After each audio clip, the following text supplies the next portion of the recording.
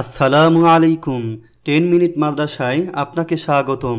পবিত্র মাহে রমজানের শেষ দশক উপলক্ষে মক্কার মসজিদুল হারামে মক্কা মদিনা বিষয়ক অধিদপ্তরের প্রেসিডেন্ট শায়েখ আব্দুর রহমান সুদাইস গুরুত্বপূর্ণ কিছু নির্দেশনা দিয়েছেন।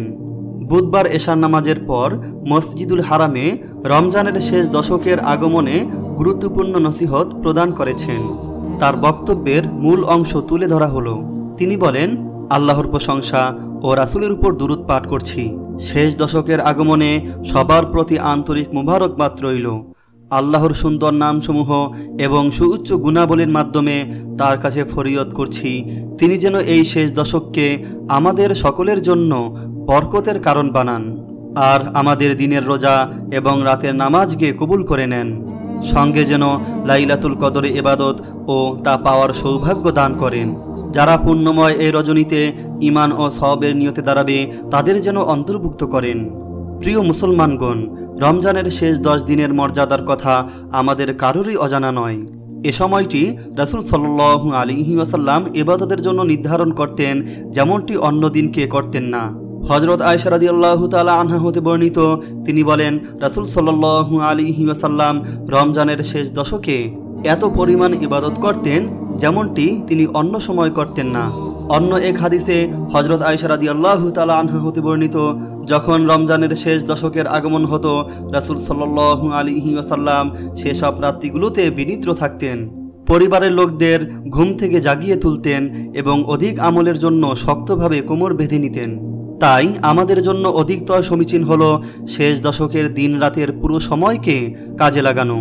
এসব রাতের মাঝে লাইলাতুল কদর নামে একটি মহামান্বিত রাত রয়েছে, তা হাজারো মাস অপেক্ষা উত্তম। তাই এই রাতকে পেতে যথাযথভাবে রোজা পালন, নামাজ, কোরআন তেলাওয়াত, কল্যাণমূলক কাজ, দান সদকা এবং দোয়ার মাধ্যমে এ সময়গুলোকে মূল্যবান করতে হবে। শেষ 10 দিনে আমরা যেন বেশি বেশি দোয়ায় আগ্রহী হই। হযরত আয়েশা রাদিয়াল্লাহু তাআলা আনহা হতে বর্ণিত, তিনি বলেন, আমি আল্লাহর রাসূলকে জিজ্ঞেস করলাম, ইয়া রাসূলুল্লাহ, কোন রাতটি লাইলাতুল কদর? আমি যদি তা বুঝতে পারি তাহলে সে রাতে আমি কি দোয়া করব?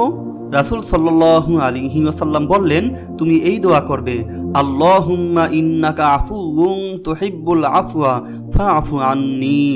অর্থাৎ, হে আল্লাহ, নিশ্চয়ই আপনি ক্ষমাশীল, মহানুভব, আপনি ক্ষমা করতে ভালোবাসেন, তাই অনুগ্রহপূর্বক আমাকে ক্ষমা করে দিন। এটি একটি গুরুত্বপূর্ণ দোয়া। এই দোয়াটি অধিক পরিমাণে পাঠ করা উচিত। আর আমাদের উচিত হলো নিজেদের জন্য দোয়া করা এবং সব মুসলমানদের জন্য দোয়া করা, যাতে আমাদের উপর আপতিত এ মুসিবত বিদায় নেয়। হে মুসলিমগণ, বরকতের এই দিনগুলোতে আমাদের উচিত হলো সময়ের প্রতি যত্নবান হওয়া, কারণ সময় হলো সংরক্ষণের বিবেচনায় অতি মূল্যবান বস্তু, আর আমরা খুব সহজেই তা বিনষ্ট করে ফেলি। আজ সবচেয়ে প্রবঞ্চনা ও দুর্ভাগ্যের কারণ হলো, লোকজন আজ এমন কাজে নিজেদের সময় নষ্ট করে যাতে তার কোনো লাভ নেই। বিশেষ করে মোবাইল ফোন ব্যবহারে আমাদের আরও সতর্ক থাকা উচিত। তাই আমাদের কোরআন তেলাওয়াত, জিকির, তওবা, ইস্তিগফার এবং দোয়ার প্রতি মনোনিবেশ করা দরকার। আল্লাহ তাআলা ইরশাদ করেন, হে নবী, আর আমার বান্দারা যখন আমার ব্যাপারে আপনার কাছে জিজ্ঞেস করে, বস্তুত আমি তাদের সন্নিকটেই আছি। প্রার্থনাকারী যখন প্রার্থনা করে তখন আমি তার প্রার্থনা কবুল করে থাকি।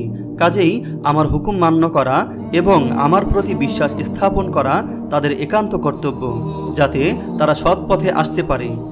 দোয়া মুমিনদের জন্য মহান হাতিয়ার, বিশেষ করে বর্তমান বিশ্বে চলমান করোনা ভাইরাসের কারণে সৃষ্ট সংকট হতে উত্তরণের জন্য। এসব দিনে মসজিদুল হারামে লাখো মুসল্লি ইতিকাফের জন্য অবস্থান করতেন।